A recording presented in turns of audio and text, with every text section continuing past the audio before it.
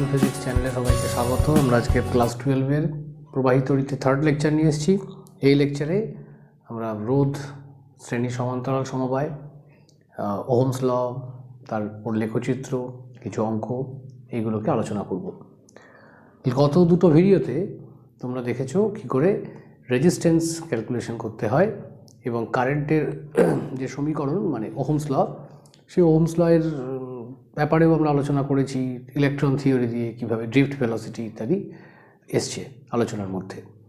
আজকে আমরা ফার্স্টে দেখব যে রেজিস্ট্যান্সের লাস্ট ভিডিওতে যে ক্যালকুলেশন কমপ্লিট করা হয়েছে, তারপরে দেখব আজকে রেজিস্ট্যান্সের কালার কোড, সেটা দিয়ে স্টার্ট করব। তো কালার কোড জিনিসটা কি? কালার কোড জিনিসটা হচ্ছে রেজিস্ট্যান্স যখন বিক্রি হয় দোকানে আর কি, তখন তার গায়ে ভ্যালুটা ডিরেক্টলি লেখা থাকে না, সেগুলো বিভিন্ন কালার রিবন দিয়ে দিয়ে লেখা থাকে। টিপিক্যালি একটা রেজিস্ট্যান্স যখন, তো টপিকটা হলো কালার কোড, বর্ণ সংকেত, কালার কোড রেজিস্ট্যান্স ইন রেজিস্ট্যান্সেস। এখন এখানে কালার কোড বলতে কি, একটা রেজিস্ট্যান্স মানে রোধ যখন বাজারে বিক্রি হয় তখন সেটা এরকম শেপের হয় মোটামুটি, এবং তার গায়ে কালার রিবন থাকে, কালার রিবন। এই কালার রিবনগুলোর কালার অনুযায়ী রেজিস্ট্যান্সের ভ্যালুটাকে ঠিক করা হয়। এটা হচ্ছে ফার্স্ট কালার, এটা সেকেন্ড কালার, এটা থার্ড, আর এটা ফোর্থ। কীভাবে ঠিক করা হবে সেইটা আমরা দেখব। প্রথমে কালার কোডটা জেনে নিই। কালার কোড বলতে 10টা ডিজিটের সঙ্গে 0 to 9 10টা ডিজিটের সঙ্গে 10টা কালারের রিলেশন রয়েছে। কালারগুলো কি কি? ব্ল্যাক, কালো, ব্রাউন, রেড, অরেঞ্জ, ইয়েলো, 5টা হলো,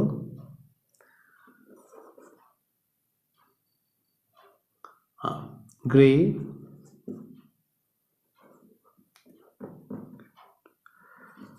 ব্লু, সরি এটা গ্রে নয়, গ্রিন, গ্রিন, ব্লু, ভায়োলেট, এইবার গ্রে, হোয়াইট। 7টা কালার টোটাল, এদিকে 5টা 10টা কালার রয়েছে। এখন এই 10টা কালারের মধ্যে প্রত্যেকটা কালারের সঙ্গে একটা না একটা সংখ্যার রিলেশন রয়েছে। কীভাবে আসবো? 0 থেকে স্টার্ট হবে সংখ্যা, মনে রাখতে হবে 0 থেকে স্টার্ট হবে। 1 2 3 4 5 6 7 8 9। তো এই প্রত্যেকটা কালারের সঙ্গে একটা করে নাম্বার দেওয়া রয়েছে। এবার ফার্স্ট কালারটা, প্রথম যে কালারটা আমরা দেখতে পাবো ফার্স্ট কালার, 1 নম্বর কালার। রুলটা কি? রুলটা হলো 1 নং বর্ণ ফার্স্ট কালার ইকুয়াল টু দশকের সংখ্যা। ডেসিমেল নাম্বারে তোমরা পড়েছিলে, একক দশক ছোটোবেলায় পড়েছো, সেটা নিশ্চয়ই মনে আছে। দশকের সংখ্যা অর্থাৎ একটা 2 ডিজিট নাম্বারের একক দশক নিশ্চয়ই মনে আছে, এটা একক, এটা দশকের অবস্থান। তো দশকের সংখ্যাটা ফার্স্ট কালার দিয়ে বোঝানো হয়। 2 নম্বর কালার সেকেন্ড বর্ণ এককের সংখ্যাটাকে বোঝাবে, এককের সংখ্যা। আর থার্ড কালার 3 নম্বর বর্ণ কি বোঝাবে? সংখ্যার একক আর দশকের জন্য দুটো কালার এসে গেল। ফার্স্ট কালারটা দশক, সেকেন্ড কালারটা একক। থার্ড কালারটা কি বোঝাবে? 10-এর পাওয়ার, অর্থাৎ 10-এর ঘাত, into 10 to the power something, 10-এর ঘাত। আর 4 নম্বর কালার, ফোর্থ কালার, 4 নম্বর বর্ণ, এটা টলারেন্স মানে ত্রুটি বোঝায়, কত % ত্রুটি। এই 4 নম্বর কালার এদের মধ্যে থেকে আসবে না। 4 নম্বর কালার আলাদাভাবে দুটো, একটা হতে পারে গোল্ডেন, সোনালি। গোল্ডেন যদি থাকে 4 নম্বর কালারে তাহলে বুঝতে হবে 5% ত্রুটি আছে। আর একটা হতে পারে রূপোলি, সিলভার, সিলভার কালার হতে পারে, সেক্ষেত্রে 10% ত্রুটি বোঝাবে। আর যদি 4th কালার না থাকে, অনেক সময় নাও থাকতে পারে, সেক্ষেত্রে সেটা 20% ত্রুটি বোঝাবে। তাহলে এই 4th কালারটা ত্রুটি বোঝায়। এই হলো আমাদের রুল। এবার এখানে দুটো কথা বলার আছে। প্রথমত, এই যে কালারগুলো লিখলাম পরপর সঙ্গে একটা করে নাম্বার, এই কালারের সিকোয়েন্সটা মনে রাখার একটা সুন্দর উপায় আছে। একটা সেন্টেন্স বানিয়ে নিলে কালারের সিকোয়েন্সটা মনে রাখা যায়। কীরকম সেন্টেন্স? সেন্টেন্সটা হচ্ছে এরকম, B Roy gets back very good watch. এরকম একটা সেন্টেন্স বানিয়ে নাও। তাহলে কালারগুলো কীভাবে আসবে? বি আর ও ওয়াই, দেখো B R O Y, black brown red orange yellow. তারপরের ওয়ার্ডগুলোর ফার্স্ট অ্যালফাবেটটা নেব। Gets G, back B, very V, good G, watch W. তো এই হচ্ছে কালার কোডটা মনে রাখার ক্ষেত্রে এই সেন্টেন্সটা হেল্পফুল হতে পারে। এবার এইগুলোকে আমরা এখানে ব্যবহার করব। কী করে ব্যবহার করব? একটা এক্সাম্পল করা যাক। ধরো এই ফার্স্ট কালারটা, আমি কালার কোডটা মুছে দিচ্ছি, এই ছবিটা থেকেই এক্সাম্পলটা বুঝতে সুবিধা হবে। আচ্ছা, কালার কোডটা থাক, বরং রুলটা মুছে দিই, কালার কোডটা সুবিধা হবে। এবার ধরো বললো একটা এক্সাম্পলে প্রবলেম যে 1 নং বর্ণ হলো কমলা, 2 নং বর্ণ হলো লাল ও 3 নং বর্ণ হলো হলুদ। রোদ, চতুর্থ বর্ণটাও ঠিক করে নিই, চতুর্থ বর্ণ হলো সোনালি। তাহলে এই রেজিস্ট্যান্সের মান কি করে বার করব? প্রথম বর্ণ হচ্ছে কমলা, কমলা মানে অরেঞ্জ, অরেঞ্জ মানে 3, তাহলে ফার্স্ট ডিজিটটা হলো 3, রেজিস্ট্যান্সের ভ্যালুটা বার করছি। দেখো 2 নং বর্ণ হলো লাল, লাল কথার মানে রেড মানে 2, তাহলে 32 হয়ে গেল। 3 নং বর্ণ হলো হলুদ, হলুদ মানে ইয়েলো 4, 10 এর পাওয়ার হচ্ছে 4, তাহলে রেজিস্ট্যান্সের value 32 into 10 to the power 4 ohm. চতুর্থ বর্ণ বলছে সোনালি, গোল্ডেন, গোল্ডেন মানে কত পার্সেন্ট ত্রুটি? 5%, তাহলে এই রেজিস্ট্যান্সের প্লাস মাইনাস 5% এরার, 5% ত্রুটি থাকবে। ত্রুটিটা কি ওরকমভাবে লিখবো? না, রেজিস্ট্যান্সের ভ্যালু থেকে 5%টা কত হচ্ছে বার করব, তারপর সেটাকে প্লাস মাইনাস দিয়ে লিখব। তাহলে ফাইনাল অ্যান্সারটা কীরকম আসবে? ফাইনাল অ্যান্সারটা আসবে, আমি সেন্টেন্সটা মুছে দিলাম, ফাইনাল অ্যান্সারটা আসবে আর এর value 32 into 10 to the power 4 ohm, আর এর ত্রুটি ডেল্টা আর এর ভ্যালু 32 10 টু দ্য পাওয়ার 4 এর 5%। এটা calculate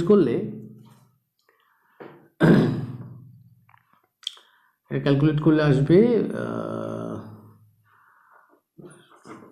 15, 16, 160/100 into 10 to the power 4, অর্থাৎ 1.6 ইন্টু 10 টু দ্য পাওয়ার 4।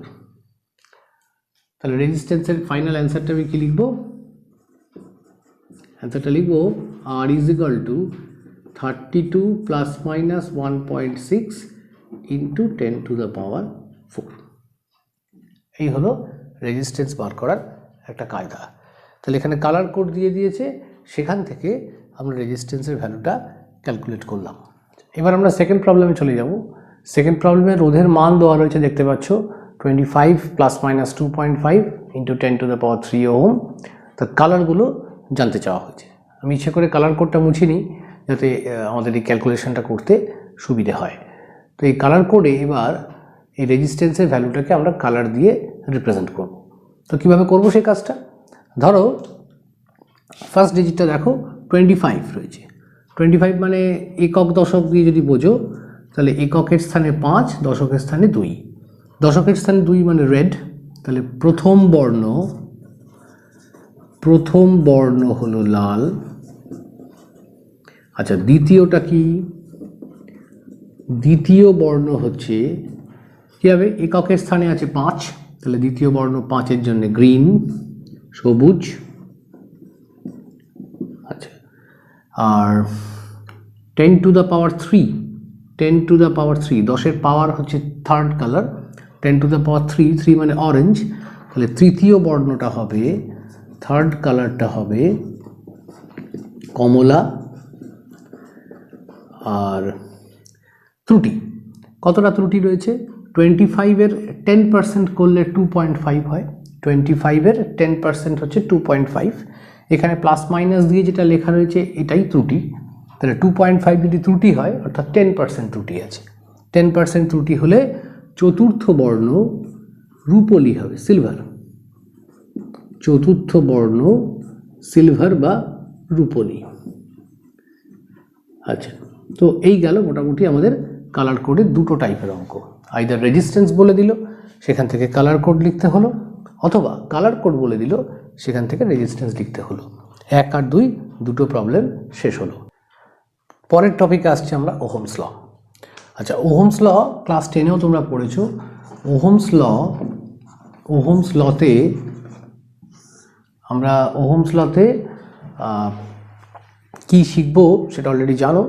আমাদের ফার্স্ট ভিডিওতে ওই ড্রিফট ভেলোসিটির আলোচনার সময় ওহমস লয়ের বিষয়টা এসেও ছিল। তো ওহমস লয়ের মূল বক্তব্যটা কি? একটা রেজিস্ট্যান্সের, ধরা যাক এই হচ্ছে একটা রেজিস্ট্যান্সের দুটো প্রান্ত এ আর বি, দুটো প্রান্তের মধ্যে যদি পোটেনশিয়াল ডিফারেন্স থাকে অর্থাৎ বিভব পার্থক্য থাকে, একটা দিকের বিভব বেশি আর একটা দিকের বিভব যদি কম হয়, ভি এটা ভিবির থেকে বড়, ভিবিটাও ভিবি এর থেকে বড় হতে পারে, যে কোনো একটা দিকের বিভব যদি বেশি হয় তাহলে কারেন্ট ফ্লো করবে হায়ার পোটেনশিয়াল থেকে লোয়ার পোটেনশিয়ালের দিকে। যেদিকের বিভব বেশি সেখান থেকে কারেন্ট লোয়ার পোটেনশিয়াল অর্থাৎ নিম্ন বিভবের দিকে যাবে। তো আমি এখানে ধরে নিয়েছি ভি এটা ভিবির থেকে বড়, তাহলে কারেন্ট এ প্রান্ত থেকে বি প্রান্তের দিকে যাচ্ছে, রেজিস্ট্যান্সের ভ্যালু আর। এক্ষেত্রে ওহমস ল অনুযায়ী, ওহমস লয়ের বক্তব্য অনুযায়ী, যদি এটা হচ্ছে স্টেটমেন্ট কি বলছে? বিবৃতি। যদি উষ্ণতা ও অন্যান্য ভৌত অবস্থা অপরিবর্তিত থাকে, আনচেঞ্জড, রিমেইনস আনচেঞ্জড, অপরিবর্তিত থাকে, তাহলে এই দুটো প্রান্তের মধ্যে বিভব পার্থক্য VA minus VB proportional to current I।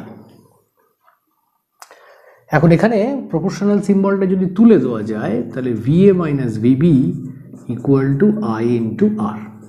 এই আরটা হলো রেজিস্ট্যান্স, আরটাকে আমরা রোধ বলি। এবার স্টেটমেন্টের প্রথমের যে সেন্টেন্স, উষ্ণতা ও অন্যান্য ভৌত অবস্থা অপরিবর্তিত থাকে, না থাকলে কি হবে? অপরিবর্তিত না থাকলে রোধ পাল্টে যাবে। আর রোধ এক্ষেত্রে সমানুপাতিক ধ্রুবক, মানে আর হচ্ছে একটা কনস্ট্যান্ট। ওহমস লকে অ্যাপ্লাই করতে গেলে আরকে কনস্ট্যান্ট হতে হয়, রোধটা কনস্ট্যান্ট হওয়া দরকার। কিন্তু যদি উষ্ণতা পাল্টে যায় তাহলে আমরা ইতিমধ্যেই দেখেছি, পরিবাহী হোক অর্ধপরিবাহী হোক, রোধের মান হয় বাড়ে নয় কমে, অর্থাৎ রোধ পাল্টায়। অন্যান্য ভৌত অবস্থার মধ্যে কি আছে? অন্যান্য ভৌত অবস্থাটার মধ্যে তিনটে ফ্যাক্টর আরও আসতে পারে। অন্যান্য ফিজিক্যাল কন্ডিশনস ভৌত অবস্থা বললে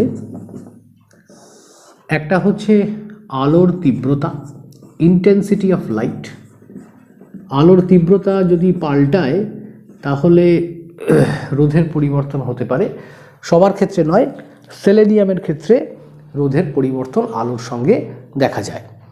তো তাহলে আলোর তীব্রতার উপর রোধ নির্ভর করে। আচ্ছা, চুম্বক ক্ষেত্রের উপর নির্ভর করে, ম্যাগনেটিক ফিল্ড, চুম্বক ক্ষেত্র। চুম্বক ক্ষেত্র বাড়লে রোধের পরিবর্তন হয়, মানে চুম্বক ক্ষেত্রের মধ্যে, মানে চুম্বক ক্ষেত্র যদি পাল্টে যায় সেক্ষেত্রে রোধের পরিবর্তন হয়। যেমন বিসমাথের ক্ষেত্রে এই এফেক্টটা লক্ষ্য করা যায়, চুম্বক ক্ষেত্র বাড়লে বিসমাথের রোধ বেড়ে যায়। নাম্বার 3 হচ্ছে চাপ। চাপ বাড়লে সাধারণত বেশিরভাগ ধাতুর রোধ কমে, কিন্তু বেশিরভাগ ধাতুর রোধ বেড়ে যায়, কিন্তু কয়েকটা ধাতুর ক্ষেত্রে রোধ কমেও যেতে পারে। তো চাপের ক্ষেত্রেও ধাতুর মধ্যে রোধ এবং রোধের পরিবর্তন দেখা যায়, বাড়ে কমে। লিথিয়াম ক্যালসিয়ামের ক্ষেত্রে চাপ বৃদ্ধি পেলে ক্রমশ রোধ কমে যায়। তো তাহলে আলোর তীব্রতা, চুম্বক ক্ষেত্র এবং চাপ, এই তিনটে জিনিসের প্রভাব রয়েছে। আলোর তীব্রতা সেলেনিয়ামের ক্ষেত্রে দেখা যাচ্ছে, আর চাপের প্রভাবটা লিথিয়াম, ক্যালসিয়াম এই সমস্ত মেটালের ক্ষেত্রে, চুম্বক ক্ষেত্রটা বিসমাথের ক্ষেত্রে। তো এই যদি উষ্ণতা আর অন্যান্য ভৌত অবস্থা সবই কনস্ট্যান্ট থাকে তাহলে মোটামুটি আমরা ধরে নিতে পারি সমস্ত পরিবাহীর ক্ষেত্রেই এই VA minus VB equal to IR নিয়মটা চলবে। এইটা গেল আমাদের ওহমস লয়ের মূল বক্তব্য। এবার এটাকে এখানে VA মাইনাস VB বারবার না লিখে এটাকে আমরা V দিয়ে যদি ডিনোট করি, V দিয়ে যদি বোঝাই, ভিটাই বিভব পার্থক্য, তাহলে ইকুয়েশনটা হয়ে যায় V equals to I into R। তো এর গ্রাফ কেমন দেখতে হবে? V ভার্সেস I, রেজিস্ট্যান্সটাকে কনস্ট্যান্ট ধরে নিয়ে V versus I graph, resistance যদি কনস্ট্যান্ট হয় তাহলে ঠিক যেন Y ইকুয়াল টু mx, আমি যদি ভিটাকে y অ্যাক্সিসে রাখি, আইটাকে x অ্যাক্সিসে রাখি, তাহলে গ্রাফটা এরকম দেখতে হবে। আর যদি উল্টোটা করি, মানে আইটাকে y অ্যাক্সিসে রাখি আর ভিটাকে x অ্যাক্সিসে রাখি, সেক্ষেত্রে গ্রাফটা স্ট্রেট লাইনই হবে, কিন্তু নথিটা একটু পাল্টে যাবে। যেমন প্রথম গ্রাফ V ভার্সেস আইতে নথি বা স্লোপ কথার মানে হচ্ছে dy dx, y অক্ষকে x অক্ষ দিয়ে ভাগ করলে যে রাশিটা উঠে আসে তাকে স্লোপ বলে। এখানে y অক্ষে V আছে, x অক্ষে I আছে, V কে I দিয়ে ভাগ করলে V বাই I হচ্ছে রেজিস্ট্যান্স R। কিন্তু এখানে y অক্ষে কারেন্ট, x অক্ষে V ভোল্টেজ, তাহলে এখানে স্লোপ যদি আমি জানতে চাই সেক্ষেত্রে স্লোপটা হবে I বাই V অর্থাৎ 1 বাই R। পরিবাহিতা, কন্ডাক্টেন্স, তাহলে রেজিস্ট্যান্স, কন্ডাক্টেন্স, পরিবাহিতা, রোধ। তাহলে আমরা VI লেখচিত্র থেকে R এর মান পেতে পারি অথবা 1 বাই R এর মান পেতে পারি। এই গেল গ্রাফের বিষয়। যদি ওহমস ল মেনে না চলে, যে পরিবাহী বা যে সমস্ত পদার্থ ওহমস ল মেনে চলবে না, তাদের ক্ষেত্রে গ্রাফটা স্ট্রেট লাইন হবে না, কারণ তারা V ইকুয়ালস টু IR সমীকরণ মেনে চলে না। যেমন উষ্ণতা বেড়ে গেলে সাধারণ পরিবাহীর ক্ষেত্রে সে ব্যাপারটা হতে পারে, আবার অর্ধপরিবাহী যেমন জার্মেনিয়াম, সিলিকন, তাদের ক্ষেত্রেও হতে পারে। অর্ধপরিবাহীর ক্ষেত্রে এই এফেক্টটা ভালো মতনই দেখা যায়। আচ্ছা, এবারে যে গ্রাফ আমরা দেখলাম সেই গ্রাফ থেকে আমরা এবার একটা অঙ্ক করব। এখন একটু আগে দেখেছি গ্রাফের নতি, VI লেখচিত্রের নতি থেকে রেজিস্ট্যান্স পাওয়া যায়। এই গ্রাফটা লক্ষ্য করো, নিম্নলিখিত VI লেখচিত্র থেকে রোধের উষ্ণতা গুণাঙ্ক নির্ণয় করো। 0 ডিগ্রি সেন্টিগ্রেডের একটা গ্রাফ রয়েছে, 20 ডিগ্রি সেন্টিগ্রেডের একটা গ্রাফ রয়েছে। তো VI লেখচিত্রের নতি ট্যান থিটা ডিরেক্টলি রেজিস্ট্যান্স পাওয়া যায়। তো তাহলে 0 ডিগ্রি সেন্টিগ্রেডে, এখান থেকে আমি উত্তরটা দিকে যাচ্ছি, 0 ডিগ্রি সেন্টিগ্রেডের রোধ R0টা হয়ে গেল, R0টা কত হবে? Tan 30 degree, that means 1/√3 ohm. আর 20 ডিগ্রি সেন্টিগ্রেডে রেজিস্ট্যান্স কত যদি জানতে হয়, সেটাকে আমি R20 বললাম, কত হবে? 20 ডিগ্রি সেন্টিগ্রেডের নতি 60, তারপর ট্যান 60, নতি কোণ 60 ডিগ্রি, ইকুয়াল টু √3 ওহম। তো তাপমাত্রা 0 থেকে 20 হলে রেজিস্ট্যান্স 1/√3 থেকে √3 হয়ে যাচ্ছে। এবার রেজিস্ট্যান্সের রিলেশন আমাদের জানা আছে, RT equal to R0 into 1 plus alpha T. এখানে আলফাটা রোধের উষ্ণতা গুণাঙ্ক, টিটা হচ্ছে উষ্ণতার পরিবর্তন। তো তাহলে আরটির জায়গায় আমি 20 ডিগ্রি সেন্টিগ্রেড রেজিস্ট্যান্স বসাচ্ছি √3, আর জিরোর জায়গায় 1/√3 ইন্টু 1 প্লাস আলফার ভ্যালুটা বার করতে হবে। টিটা হচ্ছে T2 - T1 উষ্ণতার পরিবর্তন। এখানে 0 থেকে 20 হয়েছে, তাহলে টি এর জায়গায় 20 বসালাম। √3 ক্রস মাল্টিপ্লাই করে 3 = 1 প্লাস 20 আলফা। তাহলে আলফার মান এখান থেকে আসছে, আলফার মান কত আসছে 20, আলফা = 2, আলফা = 2/20, 0.1। আলফার ভ্যালুটা এসে গেল 0.1। এবার পার ডিগ্রি সেলসিয়াস, এই গেল রোধের উষ্ণতা গুণাঙ্ক বার করার কায়দা। তো এই অঙ্কটা থেকে আমরা যেটা দেখলাম সেটা হচ্ছে যে গ্রাফ থেকে রেজিস্ট্যান্স বার করার কায়দা, পাশাপাশি সেই কায়দাটা ব্যবহার করে 0 থেকে 20 ডিগ্রির মধ্যে রোধ কত পরিবর্তন হচ্ছে সেইটা জানা গেল। রোধের সমবায়, রোধের দুটো সমবায় মূলত আছে, একটা শ্রেণী সমবায় আর একটা সমান্তরাল। প্রথমে শ্রেণী সমবায় দেখব, সিরিজ কম্বিনেশন। সিরিজ কম্বিনেশন, আচ্ছা শ্রেণী সমবায়ের ক্ষেত্রে একাধিক রোধ, 3টে 4টে 5টা যটা খুশি রোধকে পরপর শ্রেণীতে যোগ করা হবে। এই একটা, এই আরেকটা, এই আরেকটা, শ্রেণীতে যোগ করা মানে হচ্ছে একটা থেকে তার যেখানে শেষ হচ্ছে সেখানে পরের রোধের কানেকশন স্টার্ট হচ্ছে, একটা শেষ থেকে অন্যটা শুরু হচ্ছে।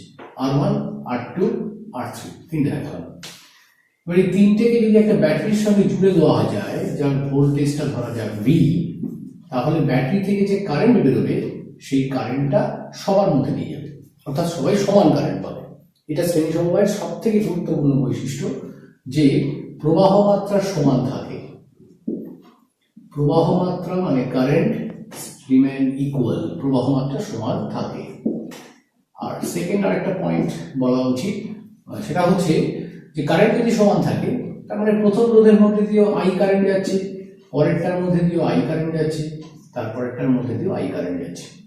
এবার তাহলে ভোল্টেজ, প্রথম রোধের ভোল্টেজ V1 যদি ধরি, সেটা হবে I × R1, পরের রোধের ভোল্টেজ I × R2, তারপরে রোধের ভোল্টেজ I × R3। অর্থাৎ ব্যাটারির টোটাল ভোল্টেজ 3টে রোধের মধ্যে ভাগ হয়ে গেল। তাহলে এখানে বিভব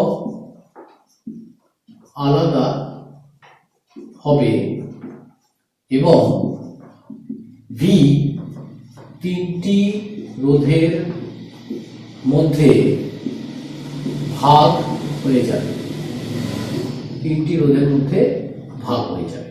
সেই জন্য সিরিজ রেজিস্ট্যান্স, সিরিজ কম্বিনেশনের এই সার্কিটকে অনেক সময় ভোল্টেজ ডিভাইডারও বলা হয়। ভোল্টেজ ডিভাইডার, ভোল্টেজ ডিভাইডার কথা মানে ভোল্টেজটা ডিভাইড হয়ে যাচ্ছে, ভাগ হয়ে যাচ্ছে।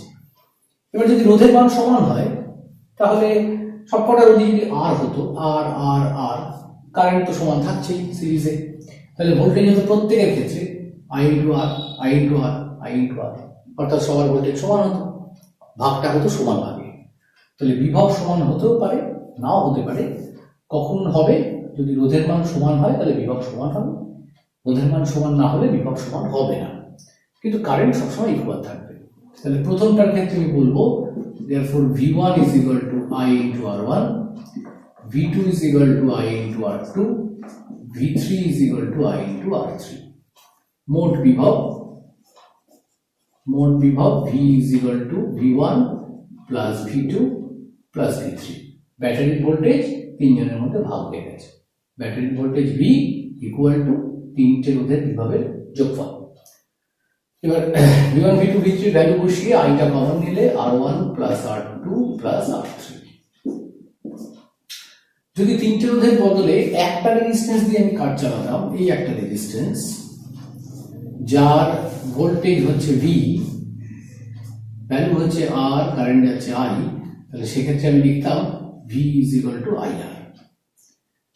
তুল্য রোধের ক্ষেত্রে, ইকুইভ্যালেন্ট রেজিস্ট্যান্স, তুল্য রোধের ক্ষেত্রে এই যে রোধ, এই রোধটাকে তুল্য রোধ বলে, তখন ফর্মুলাটা হবে V = I × R। এবার দুটো V কে ইকুয়াল করে দিলে এই দুটো সমীকরণ থেকে আমি রেজাল্ট পৌঁছে যাচ্ছি R1 plus R2 plus R3। এই গেল সিরিজ কম্বিনেশনের মূল বিষয়। তাহলে সিরিজ কম্বিনেশন আমরা দেখলাম যে ভোল্টেজটা তিনটে রোধের মধ্যে ভাগ হয়ে গেল এবং তুল্য রোধের মান এসে গেল R1 plus R2 plus R3। লক্ষ্য করার ব্যাপার যেটা, যে একটা সংখ্যা দিয়ে যদি বলি, ধরো যদি R1টা এক্সাম্পল, ধরো যদি R1 এর ভ্যালুটা 5 ওহম হয়, R2 ভ্যালুটা 3 ওহম হয়, R3 ভ্যালুটা 2 ওহম হয়, তাহলে R কত আসবে? তিনটের যোগফল 5 আর 3 8 আর 2 10 ওহম। অর্থাৎ তুল্য রোধ R এর ভ্যালু সবার থেকে বড়, R1 এর থেকে বড়, R2 এর থেকে বড়, R3 এর থেকেও বড়। R1 R2 R3 এর মধ্যে সবচেয়ে যে বড় তার থেকে বড়। তাহলে শ্রেণী সমবায়ের ক্ষেত্রে রোধ বেড়ে যায়, অনেকটাই বেড়ে যায় এবং তুল্য রোধের মান সবার থেকেই বড় হয়ে যায়। এটা ইম্পর্টেন্ট পয়েন্ট, শ্রেণীতে রোধ বাড়ে। এরপর আমরা দেখবো শ্রেণী সমবায়ের ব্যাপারটা গেল। তো এটা বেসিক থিওরি, তাহলে রেজিস্ট্যান্সটা বার করার সূত্রটা আমাদের কাজে লাগবে। এরপর চলে যাবো সমান্তরাল সমবায়, প্যারালাল কম্বিনেশন। মূল থিওরিটা আমি একটু সঠিক তাড়াতাড়ি বলে দিচ্ছি, কারণ এই জিনিসগুলো তোমরা ক্লাস 10-এ কম বেশি পড়েছো। সমান্তরাল সমবায়ের দিকে যাব, প্যারালাল কম্বিনেশন। আচ্ছা, প্যারালাল কম্বিনেশনের বেলায় শ্রেণীর সঙ্গে মূল তফাৎটা হবে এই দুটো বৈশিষ্ট্যের মধ্যে। শ্রেণীতে আমরা দেখলাম প্রবাহ মাত্রা সমান থাকে, কিন্তু সমান্তরালে দেখবো যে প্রবাহ মাত্রাটা সমান থাকছে না, ভোল্টেজটা সমান থাকছে। সেকেন্ড টপিক, সমান্তরাল সমবায়, প্যারালাল কম্বিনেশন। এখানে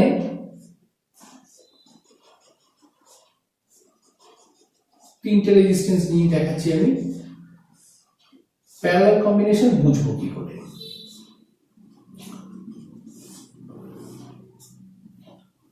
প্যারালাল কম্বিনেশনের ক্ষেত্রে তিনটে, চারটে, পাঁচটা যটাই রেজিস্ট্যান্স থাক না কেন, প্যারালাল কম্বিনেশনের ক্ষেত্রে প্রত্যেকের ভোল্টেজটা সেম হবে, কারণ প্রত্যেকের বাঁ দিকের প্রান্ত একটাই বিন্দুতে কানেক্টেড আর প্রত্যেকের ডান দিকের প্রান্ত আরেকটা বিন্দুতে। সুতরাং প্রত্যেকের ভোল্টেজ বিভব পার্থক্যটা সমান হবে V, কিন্তু যে কারেন্ট ব্যাটারি থেকে বেরোবে সেই কারেন্টটা এই পয়েন্টে এসে ভেঙে যাবে তিনটে রাস্তায়। ঠিক যেমন পাইপ লাইনে জল যাওয়ার সময় পাইপ যদি তিনটে দিকে ভাগ হয়ে যায়, তাহলে জলও তিনটে রাস্তায় ভাগ হয়ে যায়। এখানেও ঠিক তাই, আই কারেন্ট এসে খানিকটা উপর দিয়ে গেল, খানিকটা মাঝখান দিয়ে গেল, খানিকটা নিচ দিয়ে গেল। তাহলে বলতে পারি যে বিভব সমান, কিন্তু প্রবাহ আলাদা। বিভব সমান কিন্তু কারেন্ট প্রবাহটা আলাদা। এবার তাহলে প্রত্যেকটা রোধের ক্ষেত্রে যদি আমি ইকুয়েশনটা লিখি, therefore প্রথম রোধটার বেলায় কি লিখবো? V is equal to I1 R1 বা I1 is equal to V by R1। দ্বিতীয় রোধটার বেলায় কি লিখবো? V is equal to I2 R2 বা I2 is equal to V by R2। আর তিন নম্বরের ক্ষেত্রে লিখবো V is equal to I3 R3 বা I3 equal to V by R3। তিনটে কারেন্ট কার মধ্যে দিয়ে কত যাচ্ছে বার করা হবে। লক্ষ্য করো, এই I কারেন্টটা গিয়ে তিনটে রাস্তায় স্প্লিট করছে, ভেঙেছে। তাহলে I equal to I1 plus I2 plus I3 হওয়া উচিত।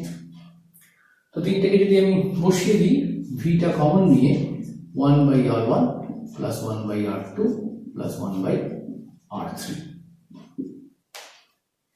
এই গেল টোটাল কারেন্টের সঙ্গে টোটাল ভোল্টেজের রিলেশন R1 R2 R3 দিয়ে। এখন যদি তিনটে রোধের বদলে একটা রেজিস্ট্যান্স নেওয়া হয় আগের বারের মতো, যে একাই তিনজনের কাজ করে দেবে, কিরকম কাজ করে দেবে?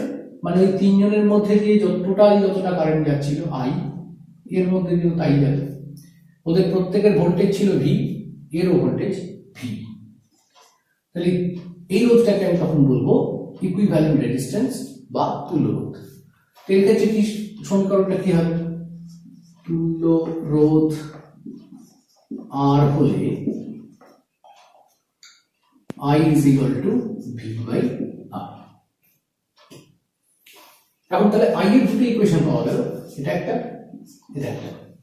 দুটো সমীকরণকে যদি সমান করে দিই, দুটো সমীকরণকে সমান করলে 1 by R equal to 1 by R1 plus 1 by R2 plus 1 by R3।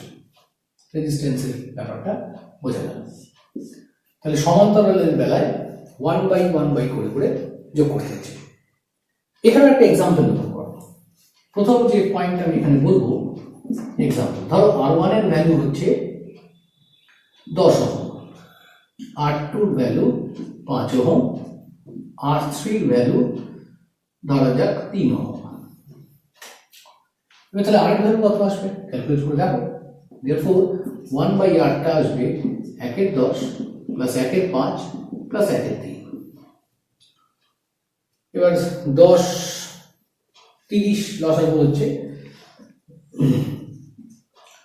3 plus 6 plus 10, অর্থাৎ R এর ভ্যালুটা চলে এলো। therefore R equal to 30 by 19। 30 by 19, 30 by 19 K calculate করলে কত আসছে 1.57। 1.57 লক্ষ্য করো, তুল্য রোধের মান এলো 1.57, আর যে তিনটে রোধকে নিয়ে আমি তুল্য ক্যালকুলেশন করতে গেছি, সমান্তরাল নিয়েছি, তাদের মান 10, 5, 3। এদের মধ্যে সবচেয়ে ছোট যে 3 তুল্য রোধের মান তার থেকেও ছোট ছিল। তাহলে আমি এখানে বলতে পারি যে তুল্য রোধ সমান্তরাল সমবায়ের ক্ষেত্রে তুল্য রোধের মান সবচেয়ে ছোট রোধের থেকেও ছোট। লিস্ট যে সবচেয়ে ছোট স্মলেস্ট তার থেকেও ছোট। তো resistance in parallel combination, equivalent resistance is smaller than the smallest. সবচেয়ে ছোট যে তার চেয়ে ছোট। এটা একটা এক্সাম্পল দিয়ে দেখা হলো। এটা এক্সাম্পলে 10, 5, 3 সংখ্যা দিয়ে আমি কাজটা করেছি। এটাকে R1, R2, R3 দিয়েও করা যায় প্রমাণটা। তো সমান্তরাল সমবায়ের ক্ষেত্রে এটা ইম্পর্টেন্ট পয়েন্ট জানা যায়। এই রেজাল্ট আমি মুছছি না, এটা দিয়ে আরেকটা কথা বলার আছে। এই রেজাল্টটা, এই অঙ্কটা করে যে কনক্লুশনটা এলাম, সেই কনক্লুশনটা একটু লিখে রাখা যায়। এখানে একটা পয়েন্ট আকারে আমি ব্যাপারটাকে বলে দিচ্ছি। ফার্স্ট পয়েন্ট, তাহলে আমরা জানলাম তুল্য রোধ ক্ষুদ্রতম অপেক্ষা ক্ষুদ্রতম, স্মলার দেন দ্য স্মলেস্ট। যদি এই প্রমাণটা সংখ্যা ছাড়া করতে হয়, মানে কোনো নাম্বারস ছাড়া 10, 5, 3 সংখ্যা দিয়ে করে তো কাজটা সহজ হয়ে গেল। কেউ বলতেই পারে যে অন্য সংখ্যা নিলে প্রমাণটা হবে না, মানে আর এর মান এরকম আসবে না। আপনি একটা বিশেষ ধরনের সংখ্যা নিয়েছেন যাতে করে এটা এসে গেছে। এটা যে কোনো নাম্বারের ক্ষেত্রে ভ্যালিড। তো নাম্বার না দিয়েও, সংখ্যা না দিয়েও R1, R2, R3 দিয়েও এই কথাটাকে প্রুভ করা যায়। দেখিয়ে দিচ্ছি কি করে করা যায়। ধরো 3টে রেজিস্ট্যান্স নিলাম, তাহলে R1, R2, R3। তো তুল্য রোধের ফর্মুলাটা আমাদের এলো 1 by R equal to 1 by R1 plus 1 by R2 plus 1 by R3। এবারে R1, R2, R3 এর মধ্যে কেউ না কেউ তো সবচেয়ে ছোট হবে। এখন সংখ্যা না গেলে আমি তো বুঝতে পারছি না। তো ধরে নিচ্ছি যে R1 সবচেয়ে ছোট। ধরে নিলাম let R1 is the smallest, মানে R1 সব থেকে ছোট। এটা আমি ধরে নিলাম, নাও হতে পারে।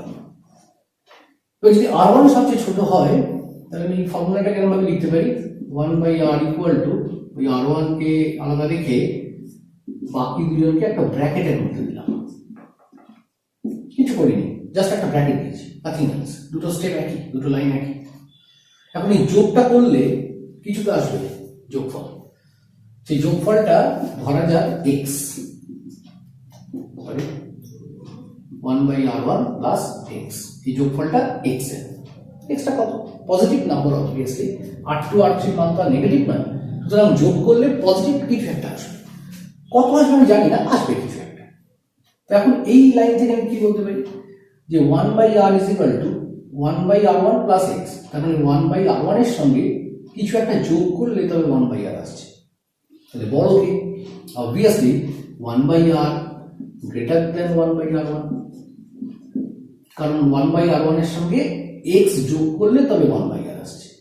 যেমন ধরো 5 এর সঙ্গে 2 যোগ করলে তবে 7 আসছে, তার মানে 7 5 এর থেকে বড়। ঠিক সেরকম 1/r কি করে পাচ্ছি, 1/r1 এর সঙ্গে x যোগ করে। x যদি পজিটিভ নাম্বার হয়, যেহেতু x টা এখানে গ্রেটার দেন 0। এখন যদি নেগেটিভ নাম্বার হতো তাহলে কিন্তু ব্যাপারটা হতো না। তাহলে x যেহেতু পজিটিভ নাম্বার, আমি এই কথাটা বলতে পারছি। কোনাকুনি তুলে দাও, therefore r1 greater than r। হয়ে গেছে, কাজ প্রমাণটা হয়ে গেল। r1 কে তুল্য রোধ, এই সব থেকে ছোট রোধ, সব থেকে ছোট r1, আর rটা কি তুল্য রোধ। তাহলে সব থেকে ছোট যে, সেও তুল্য রোধের থেকে বড়, অর্থাৎ আমার এই কথাটা প্রমাণ হয়ে গেল তুল্য রোধ ক্ষুদ্রতম অপেক্ষা ক্ষুদ্রতম। এবার নেক্সট আরেকটা পয়েন্ট আমরা দেখবো, সেই পয়েন্টে তাহলে এই ক্ষুদ্রতম অপেক্ষা ক্ষুদ্রতম ব্যাপারটা গেল। এবার এখানে যে সমীকরণগুলো লিখেছিলাম একটু আগে, সেইখান থেকে আরেকটা গুরুত্বপূর্ণ পয়েন্ট উঠে আসবে, যেটা আমাদের অঙ্ক করার ক্ষেত্রে ভীষণভাবে কাজে লাগে। এই যে ভোল্টেজ সেম থাকছে সমান্তরাল সমবায়ের ক্ষেত্রে, কিন্তু কারেন্টটা আলাদা হচ্ছে, সেটাকে ব্যবহার করে আমরা তিনটে ইকুয়েশন লিখেছি। প্রথম রোধের কারেন্ট I1, দ্বিতীয় রোধের কারেন্ট I2, তৃতীয় রোধের কারেন্ট I3, এই ছবিতে। এখন তিনটে কারেন্টকে আমি যদি একটা রেশিও করি, অনুপাত, তাহলে কি আসবে দেখি তো। I1 is to I2 is to I3, ratio করলে কি হবে, V/R1 is to V/R2 is to V/R3, বিগুলো কেটে গেল। তার মানে I1, I2 আর I3 এই তিনটে জিনিস রোধের ব্যস্তানুপাতিক, মানে 1/R1, 1/R2, 1/R3 অনুপাতের সমান। তো তার মানে একটা কথা এখান থেকে পরিষ্কার, যে রাস্তায় রোধ বেশি হবে সে রাস্তায় কারেন্ট কিন্তু কম যাবে। এবার ধরো এটা কিভাবে কাজে লাগাবো, এই অনুপাতটা করে আমার লাভ কি হবে, এটা আমার সেকেন্ড পয়েন্ট 2। এখন ধরো তিনটে রোধের মান যদি দেওয়া থাকে, খুব উল্টো পাল্টা সংখ্যা দিলে অনুপাত করে খুব একটা লাভ হবে না, কিন্তু যদি তিনটে রোধের মান দেওয়া থাকে তাহলে আমি কারেন্টের অনুপাতটা এখান থেকে ডাইরেক্ট বার করতে পারছি। একটা এক্সাম্পল করলে ব্যাপারটা ক্লিয়ার হবে। এক্সাম্পল ধরা যাক এরকম তিনটে রেজিস্ট্যান্স দেওয়া আছে, যাদের ভ্যালু 5 ওহম, এটা 10 ওহম, এটা 15 ওহম। টোটাল কারেন্ট 1 অ্যাম্পিয়ার আসছে। প্রশ্ন হলো কোন রোধের মধ্যে দিয়ে কত কারেন্ট যাবে। এই অঙ্কটা করার বিভিন্ন রকম প্রসেস রয়েছে। যেমন কেউ হয়তো এরকম করতে পারে যে এখানে এই পয়েন্টটাকে এ আর এই পয়েন্টটাকে এ নাম না দিয়ে এই পয়েন্টটাকে পি আর এই পয়েন্টটার নাম দিল কিউ। পি আর কিউ এর মধ্যে তুল্য রোধ বার করলো 1/R1, 1/R2, 1/R3 ফর্মুলা দিয়ে। তুল্য রোধের সঙ্গে কারেন্টকে গুণ করে দিল, রোধ আর কারেন্ট গুণ করলে ভোল্টেজ পাওয়া যায়। পি কিউ এর মধ্যে বিভব বেরিয়ে গেল, বিভবকে এক একটা রাস্তার রোধ দিয়ে ভাগ করে করে কাজটা করলো। এটা একটা প্রসেস। কি বললাম, মেথড 1। কোয়েশ্চেনটা আমি এখানে তলায় লিখে দিচ্ছি। কোয়েশ্চেনটা হচ্ছে প্রতিটি রোধে প্রবাহ কত। যে মেথডটা আমি বললাম, যদি বুঝতে পেরে থাকো তাহলে ভিডিওটাকে একটু পজ করে রেখে একবার নিজে ট্রাই করে দেখতে পারো আমার অ্যান্সারের সঙ্গে তোমার অ্যান্সারটা মিলছে কিনা। তো প্রতিটি রোধে প্রবাহ কত, কারেন্ট কত, কি করে করবো। প্রথমে তুল্য রোধ বার করছি। তুল্য রোধ আর ইকুইভ্যালেন্ট কি করে আসবে, 1/R1 plus 1/R2 plus 1/R3, sorry 1/R equivalent. এবার এটা লসাগু করলে হবে 30, 6, 10, 3, 15, 2, 11/30। তাহলে আর ইকুইভ্যালেন্টটা এসে গেল 30/11। এবার আমি পি কিউ এর মধ্যে ভোল্টেজ বার করে নেবো, ভি পি কিউ। তাহলে আসবে current I into equivalent resistance, current 1 ampere equivalent resistance 30/11 অর্থাৎ 30/11 ভোল্ট। পিকিউ এর মধ্যে বিভব পেয়ে গেছি 5 ওহমে প্রবাহ, দেয়ারফর 5 ওহমে প্রবাহ কত হবে? এই ভোল্টেজকে রেজিস্ট্যান্স দিয়ে ডিভাইড 6/11। তো এইভাবে প্রত্যেকটা রোধের মধ্যে কারেন্ট বার করা যায়। 10 ওহমের বেলাতেও বার করতে পারি, 10 দিয়ে ভাগ করব। 15 ওহমের বেলাতে বার করতে পারি, 15 দিয়ে ভাগ করব। প্রত্যেকটা কারেন্ট বার করা যায়। আরেকটা মেথড কি? আরেকটা মেথড হচ্ছে এই রেজাল্টটাকে কাজে লাগানো। রেজাল্টটা কিভাবে কাজে লাগাচ্ছি দেখো। এই রেজাল্টটাতে আমরা জেনে গেলাম যে কারেন্টের অনুপাত I1:I2:I3 রোধের সঙ্গে একটা রিলেশন রয়েছে। কিভাবে রিলেশনটা রয়েছে? 1/R1:1/R2:1/R3। তো তাহলে আমি উপরের রাস্তায় কারেন্ট I1, নিচের রাস্তায় I2, তারপরের রাস্তায় I3 ধরলাম। বলতে পারি method 2 I1:I2:I3 is equal to 1/5:1/10:1/15। অনুপাতটাকে একটু সিম্পলিফাই করে নিই। 30 দিয়ে গুণ করে দিলে 6, 3, 2। এবার I1:I2:I3 অনুপাত এসে গেল 6:3:2। Total current 1 ampere. তাহলে বলবো I1:I2:I3 অনুপাত 6, 3, 2। অনুপাতটা ভাঙিয়ে দাও, x ধরে নাও। I1টা হচ্ছে 6x, I2টা হচ্ছে 3x, I3টা হচ্ছে 2x।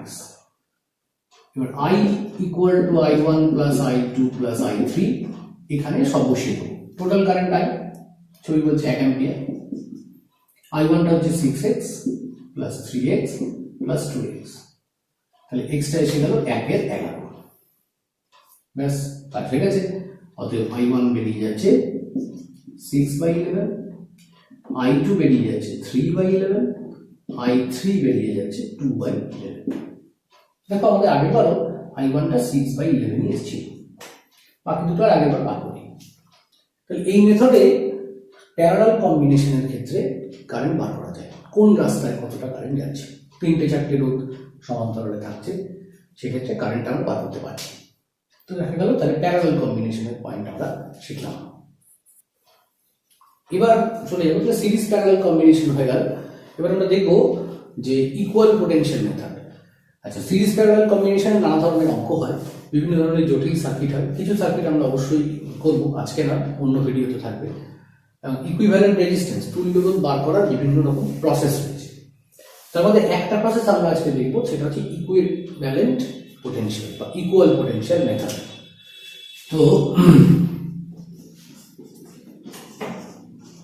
ইকুয়াল পোটেনশিয়াল মেথড, এই মেথডটা খুব সিম্পল মেথড।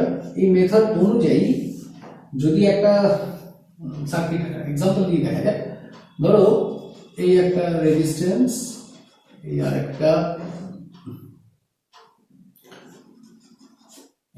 রেজিস্ট্যান্স, একটা কম্বিনেশন দেওয়া হলো, যার এখানে ব্যাটারি ভি, ভোল্টেজ লাগিয়ে দেওয়া হয়েছে, তুল্যবদ্ধ ইত্যাদি বার করতে হবে। এখন যদি এই মেথড অনুযায়ী, ইকুয়াল পোটেনশিয়াল মেথড অনুযায়ী যদি একটা তার আমি শুধু দেখতে পাই, শুধু তার, যার মধ্যে কোনো ব্যাটারি নেই, কোনো রোধ নেই, কোনো ক্যাপাসিটার নেই, কিছু নেই, কোনো সার্কিট এলিমেন্ট বলে কিছু নেই, শুধু তার একটা, সেক্ষেত্রে সেই তারের প্রত্যেকটা বিন্দুর বিভবকে আমরা সমান করব।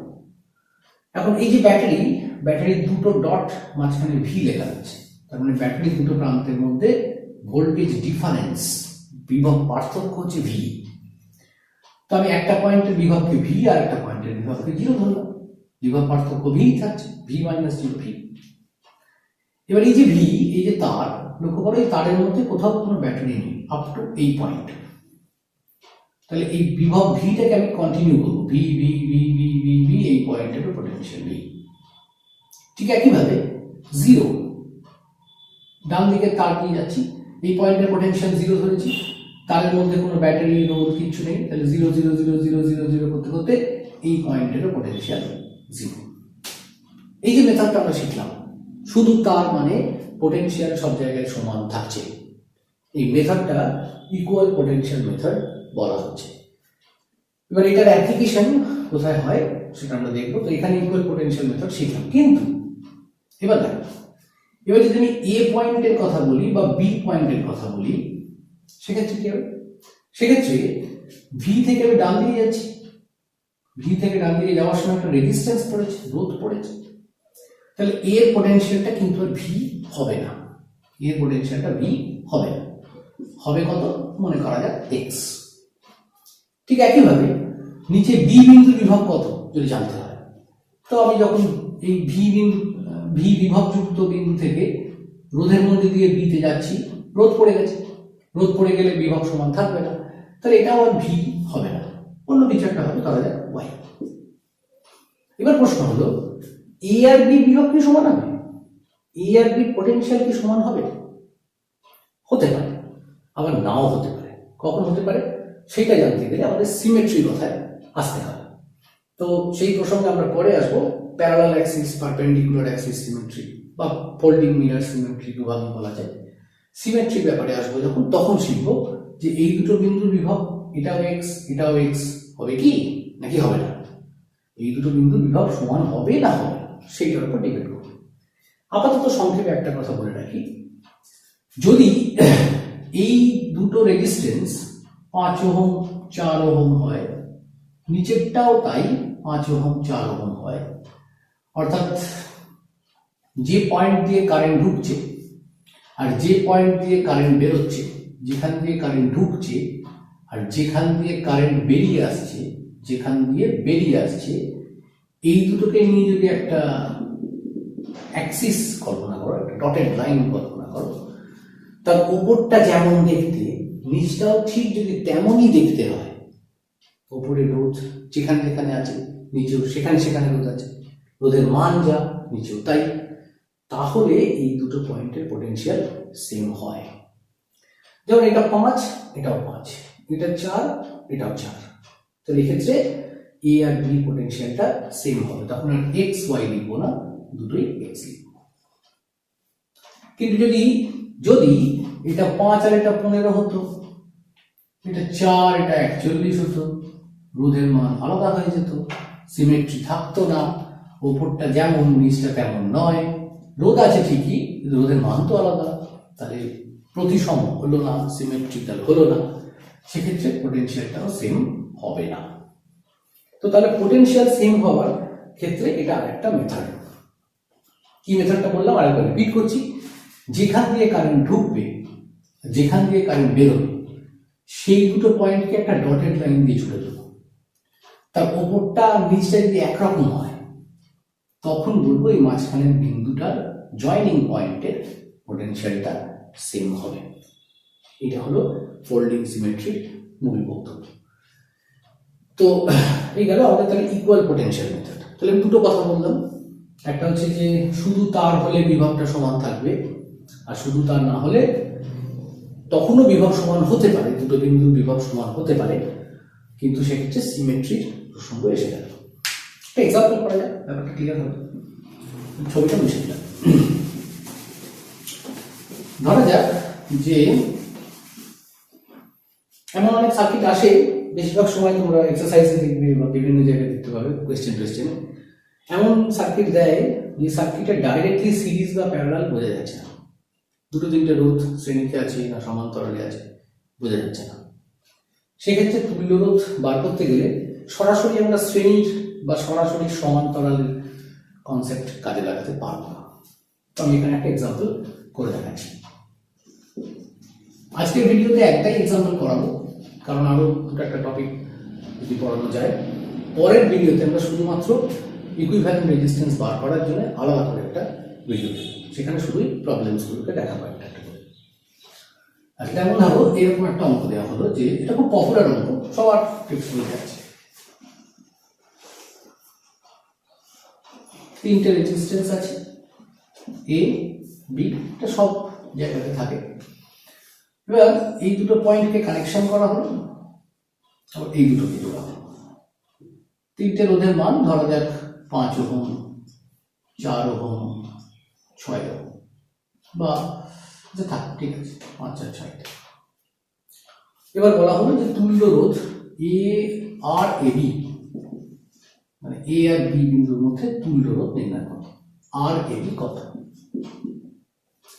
প্রথম কাজ কি করব, যে দুটো পয়েন্টের মধ্যে তুল্য রোধ বার করতে বলবে, আমরা সেখানে মনে মনে একটা ব্যাটারি আছে বলে জুড়ে নেব। একটা ব্যাটারি এখানে, ব্যাটারির ভোল্টেজ ভি, বাঁ দিকটা ভি, ডান দিকটা ছিল। এরকম দুটো বিন্দু আছে, বিভব পার্থক্যটা হচ্ছে ভি, বিভব পার্থক্যটা ভি। একটু আগে যেমন দেখালাম, বিভব পার্থক্য ভি মানে একটা বিন্দু বিভব ভি ধরবো আর একটা বিন্দু সি। এবার ইকুয়াল পটেনশিয়াল মেথড অ্যাপ্লাই করছি। এটা শুধু তার, তাহলে ভি যাচ্ছে, V V V V V V করতে করতে এইটা ভি, এই পয়েন্টের পটেনশিয়াল ভি। তারপরে এই পাশে যেতে পারছি না, 5 ওহম রোধ রয়েছে, পটেনশিয়াল সেম থাকবে না।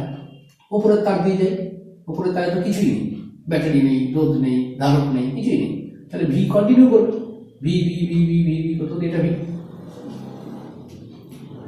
এবার ডান দিকটা যাই, এটা 0, শুধু তার, মানে 0 কন্টিনিউ করছে, 0 0 0 0 0 0 করতে করতে এই পয়েন্টটা 0। এ পাশে আসতে পারছি না, কারণ 6 ওহম রেজিস্ট্যান্স রয়েছে, ভোল্টেজ কমে যাবে বা পাল্টে যাবে। তাহলে নিচ দিয়ে যাও, নিচে শুধু তার রয়েছে, 0 0 0 0 করতে করতে এটা 0। তাহলে এই ছবিটার ভেতরে যতগুলো কানেক্টিং পয়েন্ট আছে, দুটো রোধের সংযোগ বিন্দু আছে, সেই প্রত্যেকটা বিন্দুর বিভব আমি জেনে গেছি। এটা ভি, এটা 0, এটা ভি, এটা 0। অর্থাৎ দুটো পটেনশিয়াল নিয়ে আমার এখানে কারবার হচ্ছে, একটা হচ্ছে ভি আর একটা হচ্ছে 0। এবার রেজিস্ট্যান্স গুলো আমি এখানে আঁকি। প্রথমে 5 ওহম, 5 ওহম ভি আর 0 এর মধ্যে কানেক্টেড, 5 ওহম ভি আর 0 এর মধ্যে কানেক্টেড। তারপরে 4 ওহম, 4 ওহমটাও ভি আর 0 এর মধ্যে কানেক্টেড। রোধের ডান দিক বাঁ দিক বলে কিছু হয় না, দেখো না, 5 ওহমের বাঁ দিকটা ভিতে ছিল, ডান দিকটা ওতে ছিল, 4 ওহমের ডান দিকটা ভিতে, বাঁ দিকটা ওতে, তাহলে কি একই হলো? একই হলো। রোধের বাঁ দিক ডান দিক বলে কিছু হয় না। তাহলে 4 ওহমের ডান দিকটা আর বাঁ দিকটা না ভেবে দুটো প্রান্তের ভোল্টেজটা দেখো, ভি আর 0। এই যে ভি আর এই যে 0, এখানে একটা 4 ওহম দিলাম। 6 ওহম একই কেস, 6 ওহমের বাঁ দিকটা ভিতে, ডান দিকটা 0, এই যে ভি আর এই যে 0, এখানে একটা 6 ওহম দিলাম, ব্যাস কাজ শেষ। এ বিন্দু বিভব ভি, কারণ এটা এ বিন্দু, আর বি বিন্দু বিভব 0 0, তাহলে এটা বি বিন্দু বটে। এবার দেখো এ আর বি এর মধ্যে তুল্য রোধ বার করা, আর কোনো সমস্যা নেই, তিনটি সমান্তরালে আছে, তাহলে তুল্য রোধটা হবে 1/6 plus 1/5 plus 1/4 to the power -1। To the power -1 কেন দিলাম? বাঁ দিকে 1/RAB লেখা উচিত ছিল, সমান্তরালের সূত্র, কিন্তু ডাইরেক্ট RAB লিখেছি বলে ওদিকে -1 দিয়েছি। ক্যালকুলেট করে নিতে হবে। 1/6 1/5 1/4 যোগ করলে, আমি ক্যালকুলেটরে ডিরেক্টলি করে নিচ্ছি, 1/6 প্লাস 1/5 প্লাস 1/4, অ্যান্সার আসছে 37/60, তাকে উল্টে দিলে 60/37, 1.62, অ্যান্সার আসছে 1.62। একবার তোমরা ক্যালকুলেশনটা চেক করে দেবে যে আমার পড়াতে কোনো ভুল হয়, অ্যাডজাস্ট করে। তাহলে গেল, তাহলে ইকুয়াল পোটেনশিয়াল মেথডের ব্যাপারটা শেখা যাবে। এরকম বেশ কিছু অঙ্ক আরো আসবে। এবার পরের বিষয় দেখো, শান্ট, SHUNT, শান্ট। শান্ট কথাটার মানে হলো সমান্তরাল সমবায়ের তুল্য রোধ, মানে সমান্তরাল সমবায়ের নিম্ন রোধ যোগ করা। ব্যাপারটা এরকম যে ধরো আমি একটা যন্ত্র নিয়েছি, সে একটা গ্যালভানোমিটার বা কোনো একটা ডিভাইস, যে কোনো যন্ত্র, যার কারেন্ট যাওয়ার, তার মধ্যে দিয়ে কারেন্ট যাওয়ার একটা লিমিটেশন আছে। অর্থাৎ এই যন্ত্রটা ধরা যাক ম্যাক্সিমাম আইজি কারেন্ট সহ্য করতে পারে। আইজি থেকে বেশি কারেন্ট যদি যায় তাহলে যন্ত্রটা ড্যামেজ হবে, নষ্ট হয়ে যাবে। কিন্তু এই যন্ত্রটাকে আমি এমন একটা সার্কিটে ব্যবহার করে ফেললাম, এমন একটা জায়গায় কানেকশন করছি যেখানে এর থেকে বেশি কারেন্ট আসছে, আই কারেন্ট আসছে, বেশি কারেন্ট। তাহলে কি হবে, এই বেশি কারেন্ট যদি গ্যালভানোমিটারের মধ্যে দিয়ে যায়, গ্যালভানোমিটারটা নষ্ট হয়ে যাবে। সেক্ষেত্রে এখানে একটা বাইপাস রাস্তা করে দিলাম,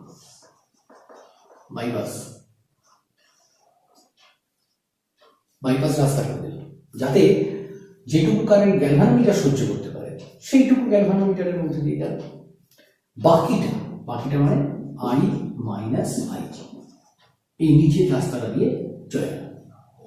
এই নিচের রাস্তা রোধটা যদি এস হয় তাহলে এসটাকে বলা হয় শান্ট।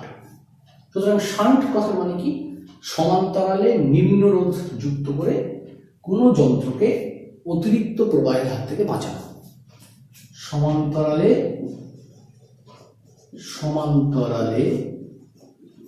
নিম্ন রোধ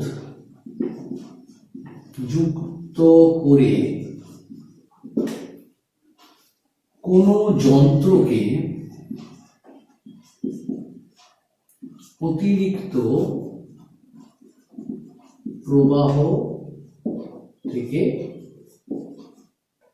রক্ষা করা। ঠিক রক্ষা করাটাই সবসময় যে উদ্দেশ্যটা নয়, কথা কারেন্টটাকে আমরা কন্ট্রোল করতে পারলাম। তো এখানে ম্যাথমেটিক্সটা কি করে আসবো, শান্ট এস এর মান বার করবো কি করে।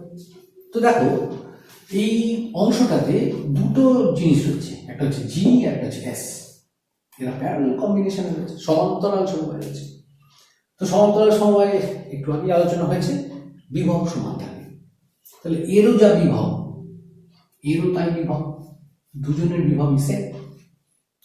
এখন এর বিভব কি করে বেরোবে, এর মধ্যে দিয়ে কারেন্ট যাচ্ছে আইজি, রোধ হচ্ছে জি, তাহলে এর ওপরের যন্ত্রটার বিভব হচ্ছে আইজি ইন্টু জি।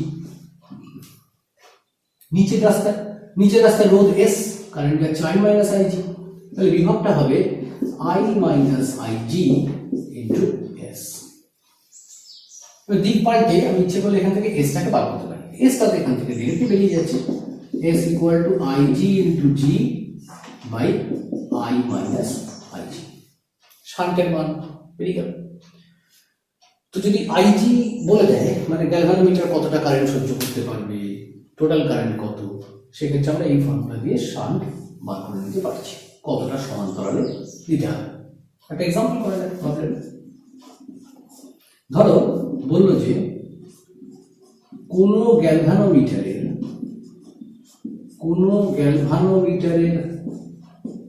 রোধ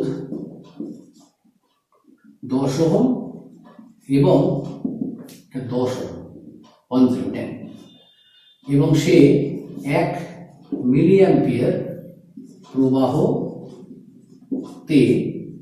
সর্বোচ্চ বিক্ষেপ দেখায়, হাইয়েস্ট ডিফ্লেকশন। মানে গ্যালভানোমিটারের মধ্যে কাঁটা থাকে, কাঁটাটা 1 মিলিঅ্যাম্পিয়ার কারেন্ট গেলে একেবারে হাইয়েস্ট ঘরে চলে যাবে, একদম ডান দিকে হেলে পড়বে। কারেন্ট 1 মিলিঅ্যাম্পিয়ারের বেশি হলে কাঁটা কোথায় হেলবে, অত হেলার জায়গা নেই। তার মানে 1 মিলিঅ্যাম্পিয়ারের বেশি কারেন্ট ও টলারেট করতে পারবে না, 1 মিলিঅ্যাম্পিয়ারের বেশি কারেন্ট ওর মধ্যে দিয়ে যাবে না। যখন 1 মিলিঅ্যাম্পিয়ার যাবে তখনই কাঁটা একদম ডান দিকে চলে গেছে। 1 মিলিঅ্যাম্পিয়ারের বেশি হয়ে গেলে কাঁটা যাবে কোথায়, যাওয়া জায়গা নেই। সুতরাং 1 মিলিঅ্যাম্পিয়ারটাই হচ্ছে আইজি, ম্যাক্সিমাম টলারেবল কারেন্ট। প্রবাহ সর্বোচ্চ বিক্ষেপ দেখায়, সর্বোচ্চ বিক্ষেপ ওয়ার্ডটা একটু খেয়াল রাখবে, কোয়েশ্চেনে এই টার্মটা ব্যবহার হয়। এবং মোট প্রবাহ টোটাল কারেন্ট হলো 1 অ্যাম্পিয়ার। টোটাল কারেন্টটা 1, গ্যালভানোমিটার নেবে কতটা, 1 মিলি। শান্ট কত দিতে হবে, কতটা শান্ট দিতে হবে, ফর্মুলা বসিয়ে করতে হবে। অথবা ফর্মুলা থেকে না বসিয়ে তুমি ডাইরেক্টও ভাবতে পারো, উপরের রাস্তায় কারেন্ট আইজি ইন্টু জি, নিচের রাস্তায় current I minus IG into shunt S. এটাই হচ্ছে মূল প্রিন্সিপাল। তো গ্যালভানোমিটার কারেন্ট হচ্ছে 1 মিলিঅ্যাম্পিয়ার, আইজিটা 1 মিলি, 10 টু দ্য পাওয়ার -3, আইটা হচ্ছে 1 অ্যাম্পিয়ার, গ্যালভানোমিটার রেজিস্ট্যান্স হচ্ছে 10 ওহম, শান্টের রেজিস্ট্যান্স জানা নেই। কি করে আসবো? IG into G 10 two the power -3 into 10 equal to I minus IG, 1 ampere থেকে 10 টু দি পাওয়ার -3 মাইনাস করতে হবে ইন্টু এস। তাহলে এখান থেকে এসটা কত আসছে ক্যালকুলেট করো। এস এর রেজাল্ট এসে গেল 0.01 ওহম। এইভাবে শান্ট হিসেব করতে হয়। তাহলে শান্টের অঙ্কতে প্যারালাল কম্বিনেশনের কনসেপ্ট কাজে লাগবে। ডিরেক্টলি ফর্মুলা ব্যবহার করতে পারো, অথবা IG into G is into S, উপরের রাস্তায় কারেন্ট ইন্টু রেজিস্ট্যান্স, নিচের রাস্তায় কারেন্ট ইন্টু রেজিস্ট্যান্স, এই কনসেপ্টটা ব্যবহার করা যায়। তাহলে আমাদের আজকের ভিডিওটা এখানেই শেষ হলো। এই ভিডিওতে আমরা শান্ট পর্যন্ত ওহমস ল অবধি দেখলাম। নেক্সট ভিডিওতে আমরা রেজিস্ট্যান্স কি করে তুল্য রোধ বার করতে হয় সেটা দেখব, সঙ্গে অন্যান্য বিষয়গুলো এক এক করে আসবো। ঠিক আছে, তাহলে আজকে এই পর্যন্ত থাকলো। Good bye to everybody.